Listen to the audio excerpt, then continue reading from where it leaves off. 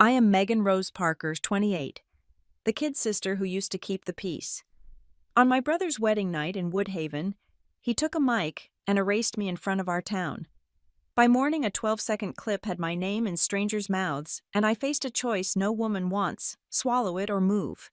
I chose action over apology, and what began as a freeze on a joint account and a fast sale of my condo turned into a clean trail of dates, numbers, and receipts that reached far beyond family drama. Soon, the phone that once delivered insults delivered a call from federal agents, and the same voices that told me to be quiet started asking me to fix what I did not break. How does a quiet sister end up holding the one record that can tip a case, and what price will I pay for telling the truth when the truth cuts close to home? Stay with me, and I will show you how a boundary, a paper trail, and one hard summer turned public humiliation into the first real freedom I have ever owned. June in Kansas carries the kind of heat that makes perfume climb and tempers hide. The church on the corner looked scrubbed and reddy white clapboard against a clear sky, and the barn venue down the lane wore its string lights like jewelry. I arrived early with a navy gift box, nothing flashy ribbons, straight shoes, practical for gravel. People from town gave me that polite little smile that stops before it reaches the eyes. The band tested old love songs. The photographer floated from cluster to cluster, as if the evening belonged to her lens. I kept to the edges like someone minding a fragile plate. By the time the toasts were called, the room had settled into a soft glow. Jars of flowers, glimmered glassware, chimed the kind of hush that asks for good manners spread across the long tables. I stood near the back and told myself to be small and steady. I am the younger sister. My name is Megan Rose Parker. I turned 28 last month and believed I could pass through the evening without incident if I kept my hands quiet and my face calm. My brother stepped forward when the master of ceremonies raised his hand. Ryan James Parker, 32. Crisp, suit-confident jaw, the practiced smile of a man who has always felt the room tilt his way. He lifted the microphone and turned until his eyes found me. The heat moved through my dress like a second skin. Then he said it would be better if I were not here. He said it without flinch or flourishing, as if he were reporting the weather. The sound changed shape. A rustle of whispers skimmed the tables. A few phones came up at once, screens lighting faces in cool blue. A woman smoothed her napkin, a man studied his shoes. Patricia pressed her lips into that thin bar I recognized from a lifetime of scolding swallowed but not forgotten. Michael gave a small nod that felt like a rubber stamp.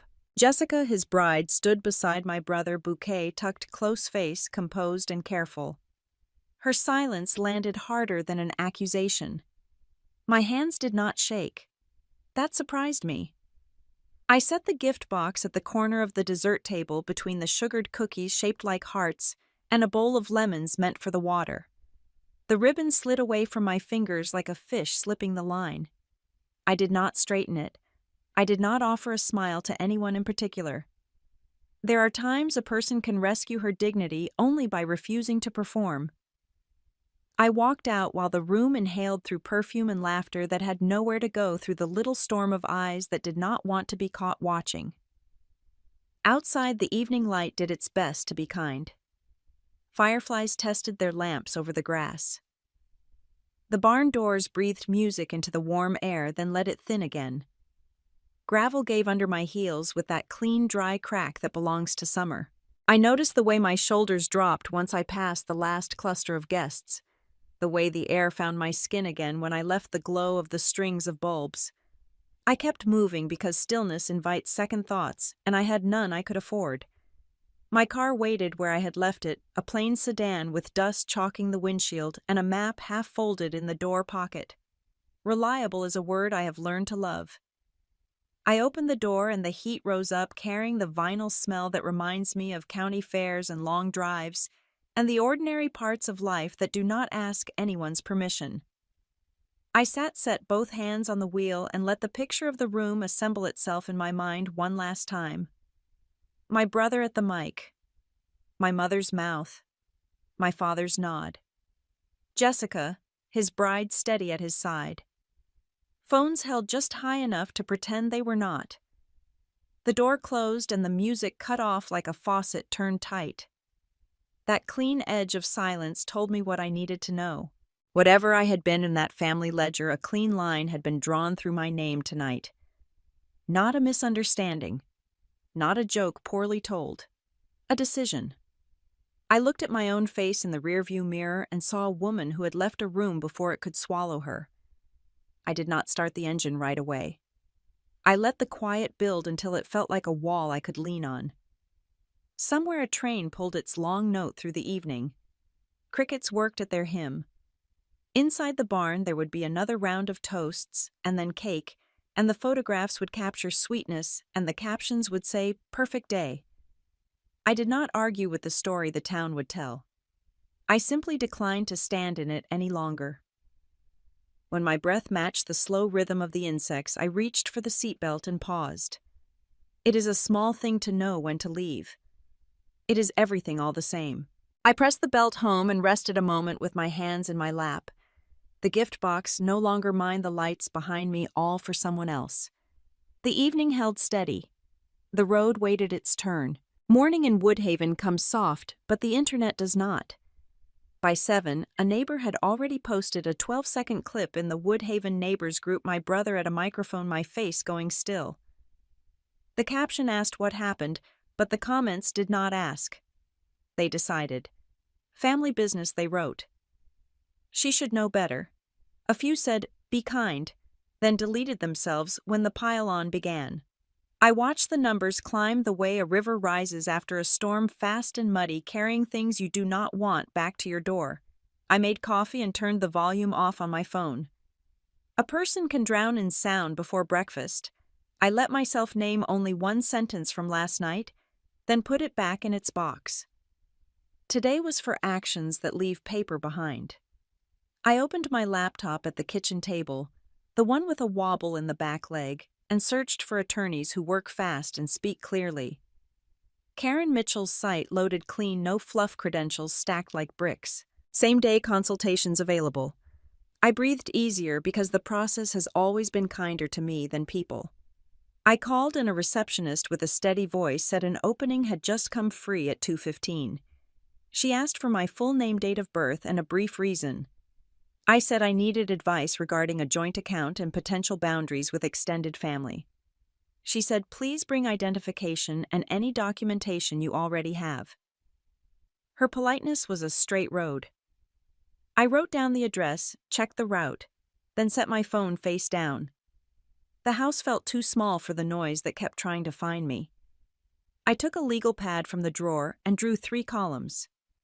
What I know, what I can prove, what I will not do. In the first, I wrote the dates and amounts I had contributed towards shared expenses. In the second, I listed bank statements, emails, and the check images I could download. In the third, I wrote that I will not argue online. I will not explain myself to strangers. I will not answer calls that come without respect. The lines steadied me. Ink can be a spine. By mid-morning, my phone buzzed across the table.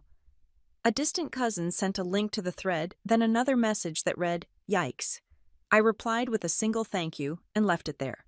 Patricia's number appeared and disappeared, then appeared again, and I let it. Michael's name slid across the screen, and I breathed through it. Jessica sent a heart and no words. I saw the heart and thought about the weight of small gestures that ask for more from the receiver than from the giver. I showered and dressed as if for a job interview. Respect begins in the mirror. Navy skirt, pale blouse, hair pulled back, flats that tell a story of errands and late nights and doing what needs doing. I packed a folder with what I could print. Bank summaries, copies of deposit slips, a list of questions in my careful hand. Is a temporary freeze possible with co-owner rights? What is the timeline? What records will protect me if things turn ugly? Before I left, I opened my journal. I wrote a single line angled and firm across the page. This little sister will protect the rest of her life. I dated it, closed the book, and slid it into my bag. The phone pinged twice, 3 times, then stilled, as if it too understood the hour had changed. The confirmation email arrived while I locked the front door. 2:15 it read, with the office address and a list of documents to bring. I took a screenshot and saved it to a folder labeled New Start. I did not scroll the comments again. I put the folder in the cloud and the phone in my purse and the keys in my hand. The sky held a plain blue like a clean sheet. I walked to the car feeling the first shape of resolve, small but solid, the way a seed claims the dark before it finds the sun. The law office smelled faintly of lemon and paper, a clean scent that told me someone valued order. Karen Mitchell met me with a handshake that fit her neat blazer and clear eyes. She listened without interruption while I laid out the years of deposits and shared bills, how the joint account had become a catch-all for what a daughter is expected to shoulder. When I finished, she summarized in a brisk sentence to be sure we were aligned. Then she moved from sympathy to structure the way good professionals do. We spread my folder across her desk. Bank summaries stacked left to right. Copies of deposit slips. A checklist I had made in my careful hand.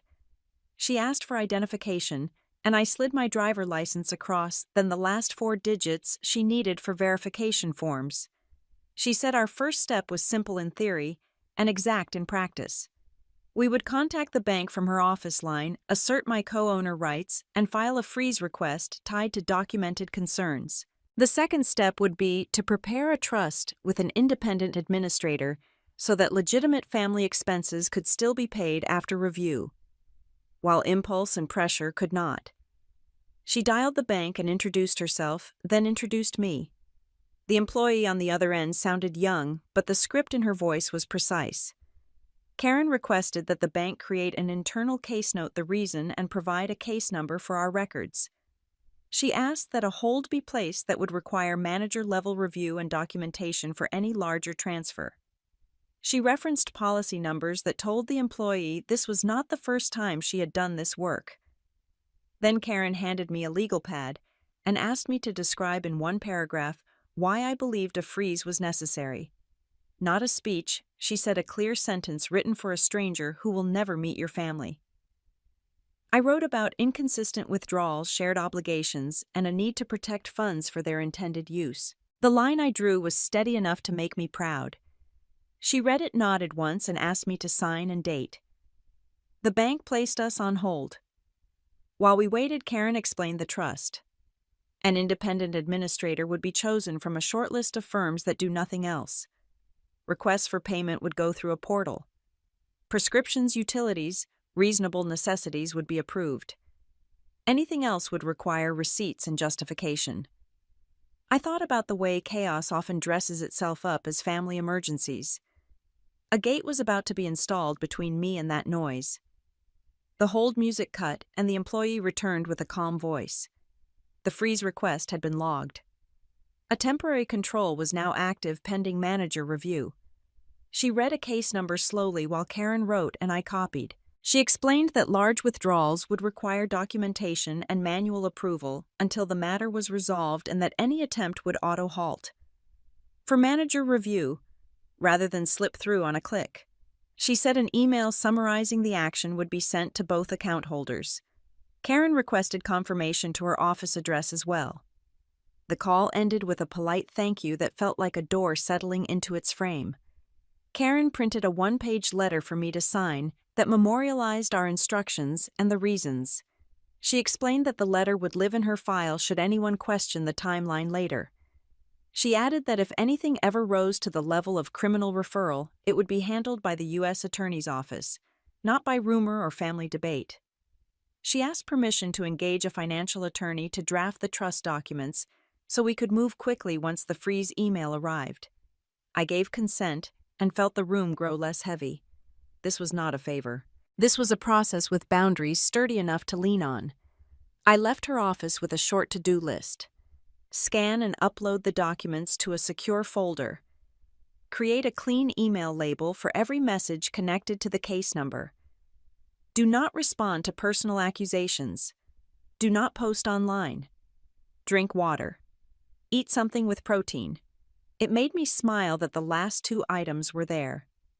Older women know how to keep a body steady when the world tries to tilt. Back home, I set the scanner humming.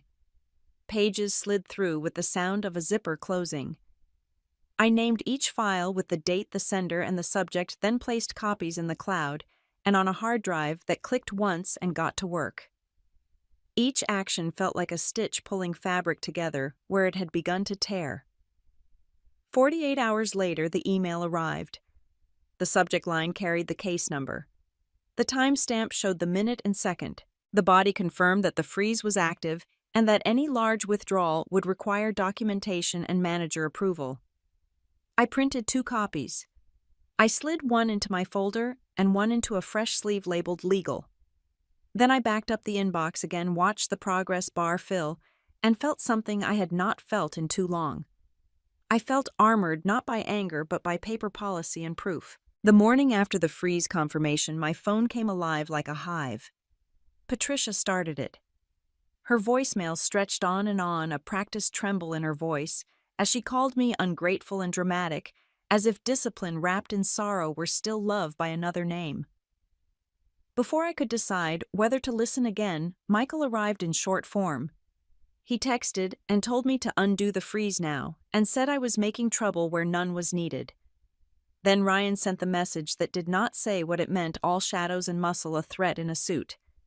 I did not press call back for any of them. I pressed save. I set the phone on the table and started a log in my legal pad. Date time, medium summary. I wrote a voicemail from Patricia. I wrote a text from Michael. I wrote a message from Ryan, tone menacing. I opened my laptop and created a new folder. Then 4 subfolders with plain names. Voicemail, SMS, email, link. I pulled each file across like a seamstress moving cloth, careful not to stretch the weave. Every entry got a file name with a clock in it. Year, month, day, hour, minute. Proof lives in the small numbers. Between messages, I kept the sound off. Anger wants noise. It feeds on it. I let myself have one breath for the history that had brought us to this point, and then I set the breath down and went back to work. I installed a timestamp app to burn the time into screenshots. I took images of each voicemail screen, captured the waveforms and durations, saved the transcriptions the phone offered. For the texts, I pulled whole threads, not just the single message, so that nothing could be called out of context later. By noon, my inbox pinged with other voices. A church friend who hoped I could understand that families sometimes speak harshly when they are stressed. A neighbor who said he was sure we could all sort this out if I would just meet them halfway. I did not reply. I filed all of it under email. There is a relief in refusing to explain yourself to witnesses who prefer the neatness of a story over the mess of the truth. I drafted a short message to Stephen Reynolds and read it aloud to be sure it was only facts. I stated that the freeze was active. I stated I had received a voicemail from Patricia that accused and pressured me. I stated that Michael had demanded I reverse the action. I stated that Ryan had sent a message I perceived as threatening. I attached the files in batches labeled and zipped and included a 1-page index with the log entries from my pad. I pressed send, then watched for the little paper plane to leave the screen. It left, and I felt my shoulders settle lower by a degree. Stephen replied with the steadiness I value in men who do their jobs without theater. He acknowledged receipt. He said he would review, and that his office would seal the evidence under our matter number. He recommended that I forward any new messages within 24 hours and that I not respond directly to any family member. He asked me to keep my logging current and to store a duplicate copy of the archive on an external drive kept separate from my laptop. He reminded me that the truth does not need volume when it has documentation. I followed his instructions like a recipe. I exported another copy of the archive to the hard drive that clicks once before it works. I placed that drive in a drawer with my passport and a list of emergency contacts. I took a picture of the drawer and emailed it to myself as a note for later. The rhythm of these small acts felt like sweeping a floor after a spill. The room looks the same to the outsider. To the one who cleans it is transformed. Late afternoon brought one more message. Patricia again, this time shorter, sharper, like a spoon against a glass to call the room to order. I did not listen all the way through. I saved it, logged it, and sent it on. Within minutes, Stephen's office replied. Receipt acknowledged, they wrote evidence sealed. It was a sentence without decoration, but it closed the door on he said, she said with the firmness of a latch that finally fits. I made tea and stood at the sink with the cup warming my hands. Outside, the neighbor's sprinkler ticked along its track. Inside, my folders lined the screen like newly labeled drawers. The house was quiet in the right way. I had not changed anyone's mind. I had changed my posture toward the storm. That is sometimes all a woman can do. Often it is enough. The morning began with a list and a pot of coffee strong enough to straighten a spine. The account freeze was in place, and that meant my next job was to put Kansas in my rear view, with more order than regret. I searched for a broker who specialized in fast closings, the kind of person who does not flinch at boxes in the hallway, or a seller who wants clean lines. The first call returned in under 20 minutes. He spoke in the efficient cadence of someone who closes deals for breakfast. He would stop by before lunch, take photos, and run it through his cash buyers. My condo looked like a life lived sensibly. Decent light, plain walls, a plant by the kitchen window that had outlived 2 winters. I wiped the counter's pulled shades halfway to soften the glare and set my folder on the table in case anyone asked about association fees or square footage. The broker arrived with a measuring tape and a camera that clicked like a metronome. He noted the small scuff by the baseboard. The appliance dates the age of the water heater. When he left, the rooms felt briefly larger, as if they too had exhaled. By late afternoon, he called back with an offer. $20,000 below market cash as is closing within a week. He did not dress it up. He said what mattered was speed and certainty. I knew that already. I forwarded the terms to Karen Mitchell and asked for her legal eyes. She replied with a short summary that told me what to confirm. Earnest money deposited within 24 hours. A firm closing date. Proof of funds attached. No repairs, no credits at inspection, as is meaning exactly that. The contract arrived by email as the sun leaned low across the street. I printed it and read every line with a pen at the ready. Earnest money check. Closing date set for next Wednesday check. A paragraph that is locked in as is check. Karen called to walk me through signatures and initial boxes. When we hung up, I signed in blue ink and scanned the pages back one by one. The scanner hummed like a sewing machine, and each page felt like a stitch binding me to my decision. Then came the quieter work. Sorting a life into keep, sell, donate. I made a small pile for the things that carry a person forward. Financial records identification, the laptop that held my work, the journal that held my thoughts. The rest went into boxes labeled with clear verbs. Give list drop. A niece of a church friend took the dishes for her first apartment. The thrift store down on Maple sent a receipt, and a man with careful hands for the old bookshelf. I photographed each donation receipt and filed it with the others. Paper is ballast. The buyer's agent requested a walk through 48 hours before closing. I vacuumed lines into the carpet like rows in a garden and wiped down the fridge shelves. The condo echoed a little the way rooms do when they are ready to belong to someone else. I prepared a move-out checklist and taped it to the counter. Keys, mailbox, fob, gate card. I took a photo with the timestamp visible and sent it to my own inbox labeled, Move Out. On signing day, the title office sat cool and neutral, a place where strangers meet to release each other from obligation. The closer slid documents across with a steady hand and an explanation for each. Settlement statement, tax prorations, deed of record. My signature found its place again and again until the stack was thin. The buyer signed on his side without fuss. The closer said funds would wire by early afternoon. I thanked her and stepped out into the heat that carried the cicadas' dry music. At the condo, I walked through once more, not sentimental but thorough. Windows latched. Stove off. Cabinets empty. The plant by the window went to the neighbor who had watered it when I traveled. I placed the keys and fobs in a small bowl by the sink and added a note with the codes the association had given me years back. I photographed the bowl and the checklist together. Then I locked the door and dropped the last set of keys with the front office signing the simple line that said, Returned. In the car, I opened my inbox and refreshed myself. Nothing. I sipped water, refreshed again. This is the part people do not talk about.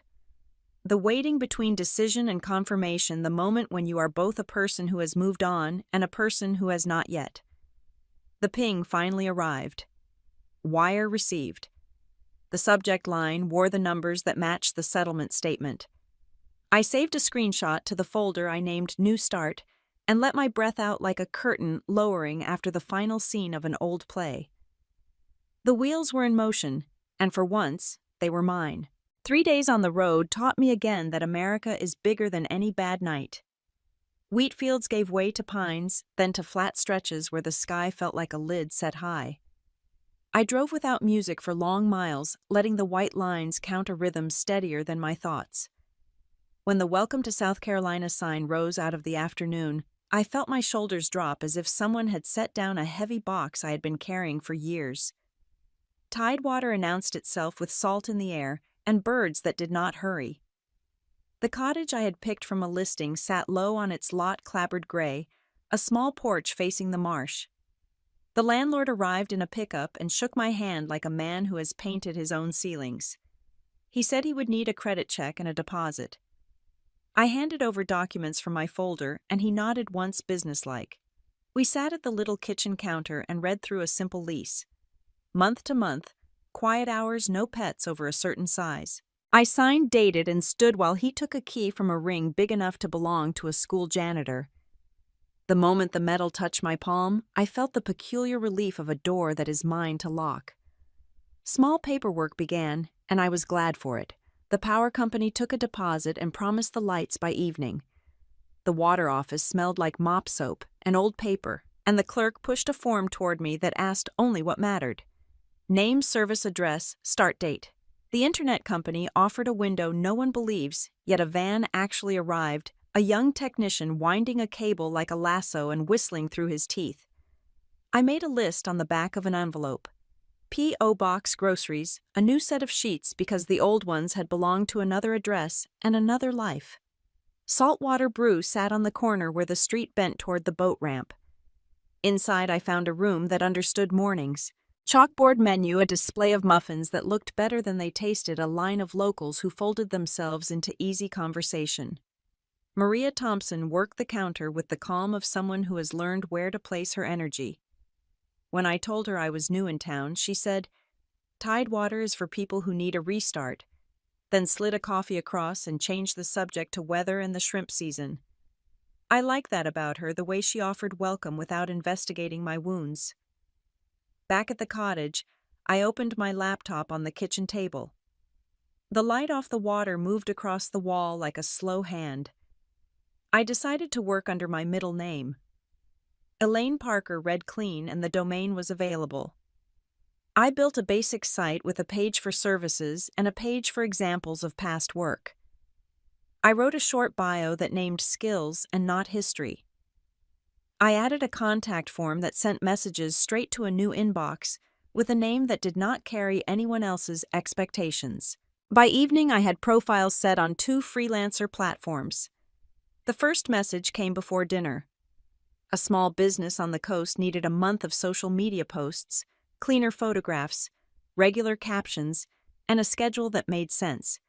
Their tone was urgent in a way that made me think of a boat captain watching the weather blow in. I asked 3 practical questions and received clipped, useful answers. The rate was not grand, but it was honest. I said yes and opened a fresh folder with the client name and the date. The work came on like a tide. I sorted through a pile of cell phone pictures and built a calendar that marched from Sunday to Saturday with no lazy days. I wrote captions that sounded like a human, not a sign, and learned the names of the dishes until I could almost taste them. Near midnight, the client asked for a complete pivot new color palette. Fewer words, more images. I brewed tea and kept going. Dawn found me on the porch stretching my back marsh grass, whispering a language I did not need to translate. I sent the final package just after sunrise. Banners sized correctly. A month of posts in a document that an intern could follow. A set of simple instructions for someone who would log in after me and keep the cadence. I watched the progress bar fill and felt the familiar pinch behind my eyes that comes when you finish something that matters to no one but you and the person who asked. My inbox rang once and then again. The client approved the work without fluff. The invoicing portal showed a green check where there had been a blank circle. First invoice paid. I closed the laptop and set both hands around my coffee. In the marsh, a heron took a serious step, and then another. I was still standing on my own 2 feet, and the ground under them had finally stopped moving. Morning light spread slowly over the marsh, and the first thing I saw was a notification banner filing across my phone. A neighbor from Kansas had tagged me in a post inside the Woodhaven Neighbors group. I opened it, and there it was, a long screed from Patricia, with my name written like a problem to be solved. She implied that the kid's sister had taken family money that I had turned my back after causing damage that decent people in a decent town should know. The thread already had replies layered like shingles. Some said of course she did, others asked for details they did not really want, a few urged calm, and then retreated when the tone sharpened. I sat at the little table by the cottage window and took the steps I had promised myself. Sound off, shoulders back. One line to acknowledge the old hurt, and then back to work. I opened the folder marked New Start and created a subfolder named Defamation. Screenshots first. Each frame captured with the timestamp, visible the group name, the commenter, the slug of the post in the address bar. I copied the direct link and pasted it into a text file with the date and time. Then I pulled a full-page PDF in case the thread shifted while I watched. Anger wanted a seat at the table, but I gave the chair to documentation instead. An hour later, a small community blog had reposted Patricia's words almost verbatim, added a headline that leaned on scandal, and asked readers for tips. The older woman in me, the one shaped by hard years and good habits, took a breath and made a list. Collect, label, secure. I sent both links and the files to Stephen Reynolds with a short note in the subject line that referenced our case number. In the body, I included a summary no longer than a paragraph. Original post within a private community group. Public repost without verification. Allegations that I stole money. Request for immediate assessment. Stephen replied in under 20 minutes with what I have come to recognize as professional speed. He acknowledged receipt and wrote that his office would issue a dated cease and desist letter for defamation to both the group administrators and the blog editor. He said the letter would demand removal within a defined window state that the claims were false and harmful, and note that future republication would escalate the response. He asked me to forward any further links and instructed me again to avoid responding in the threads. The truth needs a stable platform, not a crowd, he wrote in his spare style. I did as told. I flagged the files in my archive and added a copy to the external drive that lives beside my passport. Then I made coffee and watched a heron take long steps through the water as if the morning were not complicated at all. The phone buzzed again, and this time it was Jessica. A private email that worked hard to sound fair. She said she hoped I would not make things harder for Ryan, that families say ugly things when stressed, that the wedding had been a lot for everyone. She did not mention what he had said into a microphone. She did not ask if I was all right. Her request sat in my inbox like a damp coat. I filed it with the rest and did not reply. By lunchtime, the cease and desist letters had gone out. Dated, signed, citing statutes that make lazy smears expensive. One to the group admin with a line that reminded him of his obligations as a moderator. One to the blog editor with a demand to remove the post and to publish a correction. Stephen copied me and attached PDFs for my records. I printed them and slid them into the sleeve labeled Legal, the one that resides behind a tab that feels like a spine. The afternoon brought the usual mix of voices that appear when a rumor gets its legs. A high school acquaintance sent a note that said she was praying things would sort themselves out. A former neighbor advised me to call my mother and make peace. The temptation to explain tugged at my sleeves, the way a child tugs for attention. I stayed with the plan. No thread replies, no side conversations, everything to the archive, everything through counsel. An admin from the Facebook group sent a terse message to Stephen's office. He claimed they did not endorse any particular view, and that the group was a place for community concerns. Stephen's associate replied that community concern is not a shield for false statements presented as fact, that moderation includes removal when harm is shown. Quiet fell on that channel. Within an hour, the thread went to limited view, then to a notice that the post was no longer available. The silence that followed felt like a hallway after a door shuts. The blog editor took longer. He wrote a defensive paragraph about public interest and said that he had simply reposted words spoken by a member of a respected family. Stephen answered with the same measured calm. He said republication does not excuse defamation, that the blog had a duty to verify claims that accuse a named person of theft, and that continued publication would invite a formal action. The next email arrived from the editor without personality. He would comply. The post would come down. A retraction would be posted by the end of day. I read the retraction after dinner. It was small and careful, the way people apologize when they are afraid of being sued. It stated that earlier content had included allegations that could not be substantiated, that the blog regretted any harm, and that the post had been removed. No one asked for my statement, and I did not offer one. I took a screenshot of the retraction and saved it with the rest. Then I closed the laptop and let my body catch up to my choices. Outside Tidewater moved through the blue hour like a town that knows patience. The smell of salt sat on the back of the air and the marsh clicked with life. I walked to Saltwater Brew for a decaf, and Maria nodded the way women nod when they recognize effort. She handed me a cup and changed the subject to a farmer's market that sets up on Saturdays near the church. I liked her for that. A quiet kindness that asks for nothing but presence. Some posts had vanished. Some accounts had gone quiet. The murmur had not died. It rarely does. But a line had been drawn that morning and held through nightfall. Words that tried to bruise had been met by paper and process. My name would never be spotless in the mouths that prefer gossip to fact. It did not need to be. It needed to be mine again. The email from the bank arrived just after 9, the subject line carrying the case number like a tag on luggage that would not get lost. Attached were statements from the weeks before the freeze. I opened them with the calm of someone unwrapping a bandage she knows will sting. Midway down a page sat a pending transfer that had failed. Amount $50,000. Description: consulting fee. Payee Prairie Consulting, LLC. Status: blocked by hold. The entry looked ordinary as a chair in a room, and still the air shifted.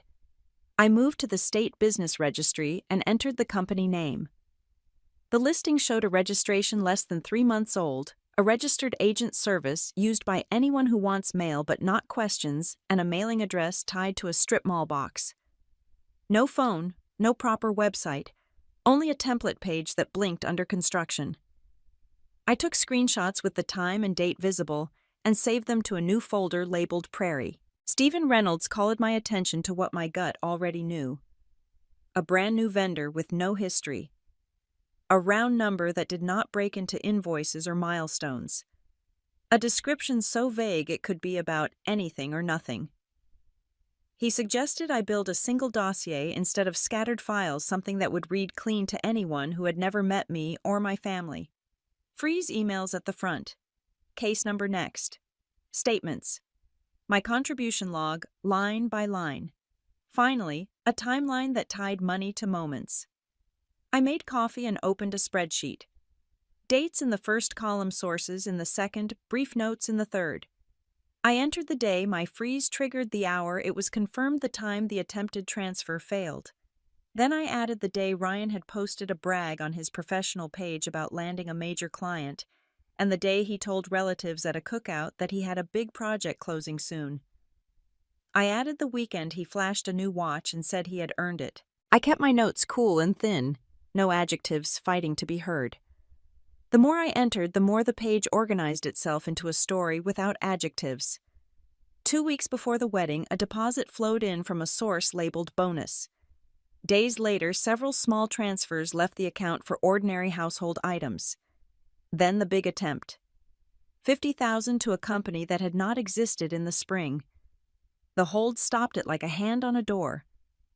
On another tab, I listed every deposit I had made into the account for years, each line with a check image link and a brief purpose. Medicine, utilities, mortgage, tops up during a bad stretch. I let the facts stand where feelings used to live. Stephen reviewed the first draft of the dossier and asked for one addition. He wanted a simple one-page index, document title date, and a short line about what it proved. He reminded me that a well-built index lets a stranger find truth without hunting. I created it and placed it at the front.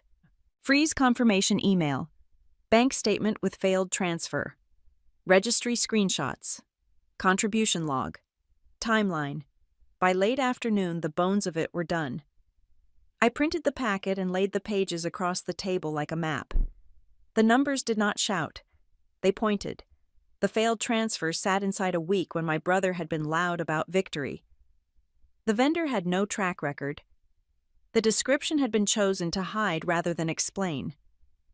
I added a final page for questions. Source of engagement between Ryan and Prairie. Invoices, contracts, or scopes of work. Who approved the vendor? Why the round number?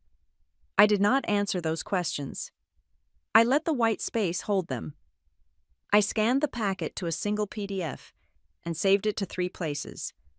The cloud folder tied to our case number. The external drive in the drawer with my passport. A second drive tucked into the fireproof box under the bed. I emailed the file to Stephen with a short line that simply said, "Attached for review timeline, included registry checks attached." Then I stood at the sink with a glass of water and watched the marsh shift from green to gold. The realization came in quietly, which is how truth often travels when it intends to stay. The dates lined up with a precision that did not feel like coincidence. The attempted payment matched the brag, the new company matched the need for a road no one would notice. Money laundering stopped being a phrase other people used and became a question standing in my kitchen with its arms folded. I did not argue with it. I nodded once and filed that nod with the rest. The call came mid-morning while the marsh was wearing its bright green. A woman identified herself as a special agent from the FBI and asked to schedule an interview regarding financial activity connected to my joint account and to the trust I had just established. She said a formal subpoena would follow by email and certified mail. She listed the documents to bring: identification, the bank statements showing the failed transfer, the freeze confirmation, any logs of my contributions, and the timeline I had compiled. She proposed the FBI Wichita field office. I said I would be there, and after we confirmed a date and time, the line went quiet in the clean way that official matters often do. I forwarded the details to Stephen Reynolds. He called back within the hour and said he would meet me in Wichita. He told me to keep my answers short and anchored to avoid guessing and to bring 2 sets of everything along with a simple index at the front. I spent the afternoon on the printer and the scanner, making a neat binder with tabs. Freeze confirmation. Case number. Statements with the blocked attempt for $50,000 labeled consulting fee to Prairie Consulting, LLC. Registry screenshots. Contribution log. Timeline. I saved a digital copy to a thumb drive and put a second copy on an external drive tucked into my bag. Travel was a blur of connections. A short hop, then a longer leg, then a rental car that smelled faintly of last week. Wichita felt like a place that knows how to hold weather. The field office sat low and serious on its lot flag, steady against a patient wind. Security was polite and exact. I placed my bag on the belt, walked through the arch, and accepted a visitor badge that clipped to my jacket. Stephen arrived with his quiet briefcase and his steadiness. He asked if I was ready. I said I was ready enough. A staff member led us to a conference room with a table that had seen its share of explanations. The agent from the call introduced herself, and a second agent took a seat and a notebook. She thanked me for coming on time and for bringing records. She began with the basics: full name, date of birth, current address, relationship to the other account holder. I answered and handed over my identification. She placed it on the table and looked directly at me the way people do when they want the truth to feel welcome. She asked about the source of the funds I had contributed. I told her about years of deposits toward family expenses, and I slid the contribution log across the table, each line tied to a check image. She asked about the account freeze. I described how I had asserted co-owner rights, filed the request through the bank, and received a confirmation within 48 hours with a case number. I handed over the email time-stamped and printed and pointed to the tab where it lived in the binder. Then we moved to the failed transfer. I explained that the bank statement showed an attempted withdrawal of $50,000 labeled consulting fees to Prairie Consulting LLC, and that the hold had blocked it. I provided the pages with that entry highlighted and the registry screenshots that showed Prairie had been registered less than 3 months with no real presence. The agent asked if I had any invoices, scopes of work, or communications that would justify such a fee. I said I did not and that I had no role in engaging vendors. She asked about my brother's investment firm. She wanted to know what I knew of his role, how he described his work, and whether he had recently mentioned big projects or new clients. I kept my answers thin and factual. I told her the dates he had bragged publicly and to relatives, and I showed her the timeline where those dates sat near the failed transfer. I did not speculate. Stephen sat beside me like a metronome of calm nodding when my answers stayed in the lane he had drawn for me. The questions widened and then circled back. Did I have reason to believe other transfers had been attempted? Had I observed pressure to move money quickly? Has anyone asked me to reverse the freeze? I handed over copies of the messages I had archived and the index that explained each item in one line. The second agent gathered the documents as I slid them across and organized them into a stack that mirrored my binder. When we finished, the agent read a brief statement for the record that acknowledged what I had provided. She slid a property receipt across the table and asked me to confirm the list of documents and the thumb drive by initials next to each line and a signature at the bottom. I signed and dated. She signed and dated. The second agent stamped the top corner with a small, tidy thump that sounded like a door closing in a good way. She said my file was very helpful. She said the organization would save time. She did not promise outcomes, and I did not ask. Stephen gathered the empty binder and gave me a look that said we had done what we came to do. In the parking lot, the Kansas wind moved the warm air around like someone airing a room. I sat in the rental car for a minute. Badge returned, hands quiet on the wheel, and let the morning settle where it needed to settle. By the time I reached Tidewater again, the prairie wind had been traded for salt, yet the day carried the same kind of brightness that makes a person squint at what is right in front of her. I set my bag on the chair, put the empty binder on the shelf, and stood for a moment with my hands flat on the counter. The house knew the shape of quiet. The phone did not intend to honor it. Patricia called first. Her voice had the tremor she uses when she wants to fold anger into sorrow and offer it as love. She said a mother and a daughter should not be on opposite sides of a table that belongs to strangers. She said these things can be fixed if I would only withdraw what I had put on the record. She said that families get lost and then find each other again. The words pressed against me the way humidity presses against the skin. I did not interrupt. I listened until the plea repeated itself, and then I let the voicemail finish its small tumbling run. Michael followed with the voice I have known since childhood, the one that treats feelings like unnecessary garnish on a plate. He said there was no need for outside people to be involved. He said we could handle this in-house. He said the family would make me whole if I would simply reverse course, that it would be quicker and better for everyone. His sentences clicked together like parts in a tidy machine. Efficiency has always been his chosen kindness. Ryan waited until late. His message arrived short, flat, cold. He said to take it back. He said he would compensate me. He said there was no need to make a mess. It was the voice of a man who has never doubted the ground will tilt for him if he leans. He did not mention that a microphone once carried his words across a room where I had been standing still. He did not need to. The room still lives in my bones. I did not argue. There is a temptation in me that wants debate, that wants to lay facts like cards to show the numbers and the dates and the careful lines I have drawn. That temptation is not my friend. I opened a new message and wrote one sentence plain as tap water. All communication must go through counsel. I will not retract the truth.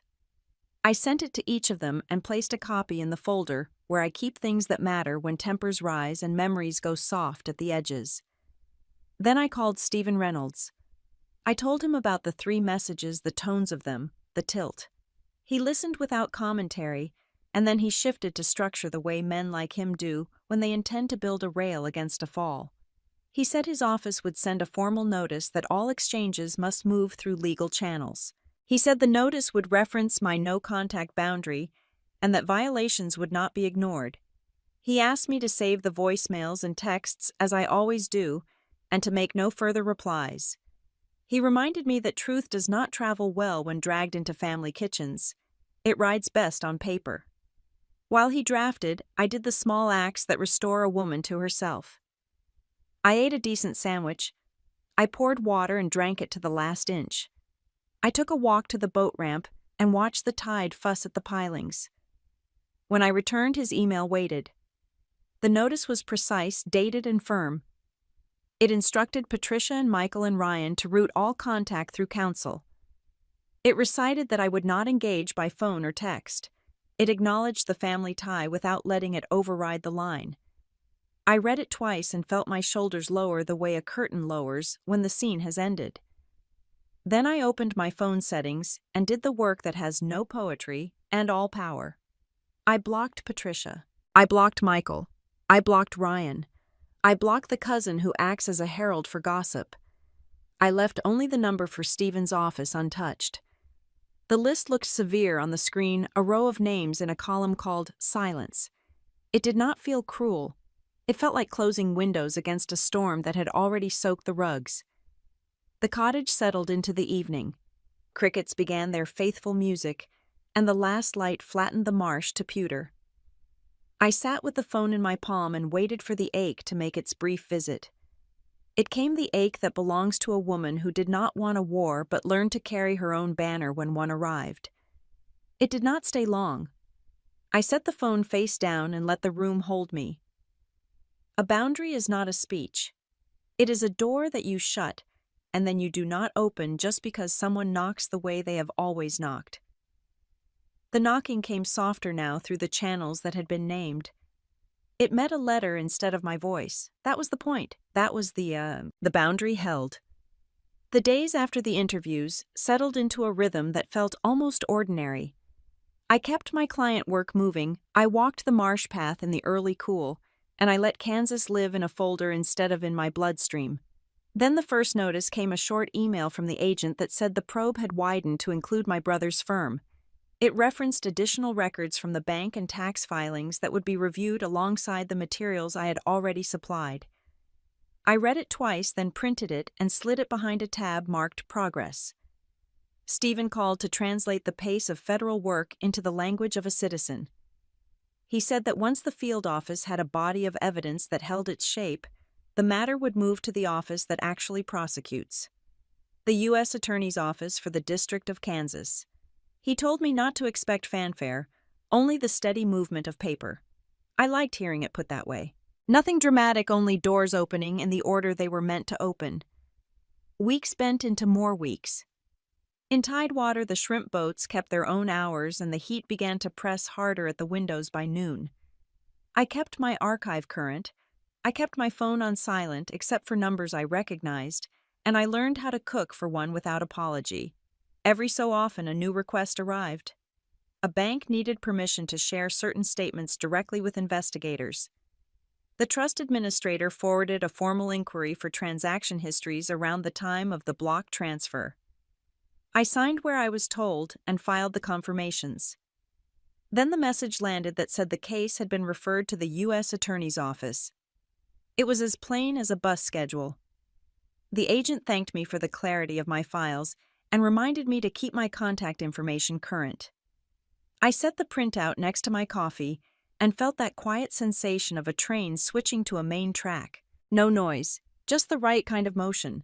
A couple of months is not long if you measure by the age of a woman who has worked hard all her life, but it is long enough for a story to harden into a shape. Local coverage began to shift. Articles that once read like announcements started to sound like reports. Instead of neighborhood gossip and soft focus profiles, the pieces cited court filings and timelines. I did not read every word. I scanned for accuracy the way you check a locked door with the heel of your hand. Names, correct numbers, correct sequence intact. Then I closed the browser and walked to the porch to watch the light change. The call about the grand jury came in the late afternoon when the marsh turns a color I wish I had words for. Stephen spoke first, steady as ever. A grand jury had returned an indictment for financial fraud and money laundering. The document listed counts tied to the attempted transfer and to other activity investigators had uncovered inside the firm. He said there would be an arrest, probably quiet, followed by release on bond while the case moved toward trial. He said local outlets would publish what is public and nothing more. Then he asked if I was holding up. I said I was holding correctly. The arrest made a line or two in the local paper the next morning. It sat between a story about a school board vote and a piece on a summer festival. Bond was posted the same day. There were no staged photos, no cameras waiting at a curb, only the dry record of a system doing its work. It felt right that way. A life is not a show even when someone tries to turn it into one. Soon after, the agent reached out again with a small request that mattered. She asked for a handful of additional emails with timestamps that bracketed the week of the blocked attempt. She wanted the unedited originals, not screenshots, and she wanted them in their native format, so the headers would show the hidden clocks and routes. I knew where they lived. I opened the archive navigated by case number and date and exported each one without touching a word. Before sending, I checked that the subject lines included the 50,000 figure where it belonged and that the case number matched across my documents. Consistency is a kindness to anyone who reads for a living. I transmitted the files through the secure link she provided, then sent a short note confirming upload times down to the minute. I printed the confirmation and placed it with the others. The habit had become muscle memory by then. The habit had also become a kind of shelter. Paper can be a wall when it is ordered and ready. News moved in the way federal news tends to move. A docket entry here, a scheduling order there. Local coverage stayed close to the filings and let the adjectives starve. Neighbors who once forwarded rumors learned to keep their messages short. Some said they were praying. Some said nothing at all. I answered no one. The truth was not mine to perform. It was already on file. Late one evening, with the porch fan cutting the heat into tolerable strips, an email arrived from the agent. It thanked me for timely cooperation and said the additional materials had been received and logged. It noted that the alignment of the emails with the bank records would aid the case. I sat with the glow of the screen on my hands for a long minute, then closed the laptop and listened to the night insects as if they were the ones speaking. In the morning, I woke to a different kind of quiet in my chest. Not an ending, not even close, but a soft recalibration. I had not won anything. I had not lost anything either. I had done what a woman can do when the ground shifts under her. I had stacked facts until they held. Summer came in warm and salt bright. I sat on the porch with the marsh laid out like a calm thought I could finally finish. The air moved slowly over the water and the reeds made their small music. I let the year rest on the table beside my coffee. A wedding that turned a page I did not expect to turn. A freeze that took courage and paper. A sale that emptied rooms and made room for me. Subpoenas and long flights and careful answers. An indictment that arrived without spectacle. I did not list it all to keep score.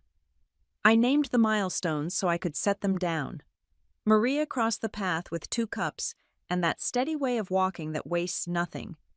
She handed me the hotter one and stood for a moment to watch a white egret lift in a slow arc above the grass. She said that sometimes justice is choosing the right thing even if it leaves you alone for a while. She did not linger for my reply. She squeezed my shoulder and headed back to her counter and her morning rush. I liked that she trusted me to understand without wanting a performance. Work waited in a neat stack inside. A content calendar to finalize.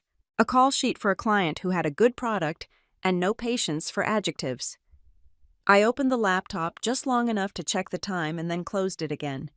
Not everything dignifies a rush. I took out my wallet and set a card on my knee. A donation page opened with simple lines and a clear promise. Support for people who have learned the hard way that home can be the place you need to leave. I clicked the box that keeps a name out of the spotlight and sent the money that had no better work to do. When the confirmation arrived, I did not take a screenshot. I let the act be its own record. In the quiet that followed, I listened for the old ache. It did not come the way it used to. What arrived instead was a clean feeling I almost did not recognize.